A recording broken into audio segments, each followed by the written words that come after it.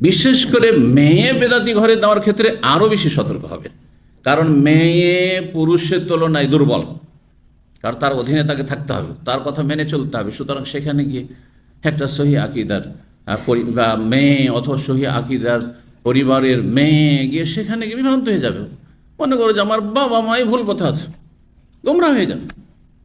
আপনি একজন আহলে হাদিস আর বিয়ে দিন, আপনি তবলিগি, বেরলভি, ইখওয়ানি আর আপনার ওই মওদুদিবাদী তাদের পরিবারে বিয়ে দিলেন, তোমার পথভ্রষ্ট। আপনাদের আমাদের অনেক আত্মীয় আছে যারা আপনাকে আমাকে পথভ্রষ্ট মনে করে, আত্মীয়। তো জেনে শুনে আপনি এই ঝুঁকিপূর্ণ জায়গায় কেন যাবেন? আপনি যা অতীত হয়ে গেছে, আল্লাহ মাফ করুক যারা এই সব কাজগুলি করেছে, আগামী দিনে যাবেন না। আর তিক্ত অভিজ্ঞতার কথা গত আলোচনাতে দু একটা বলেছে। আমাদের ছাত্র এখানে 4টি অথবা 5টি মেয়ে ছিল, তারপর স্ত্রীকে রক্ষা করতে পারেনি। সে বেরেলভি পরিবারের মেয়ে ছিল না, সে কওমি পরিবারের মেয়ে ছিল।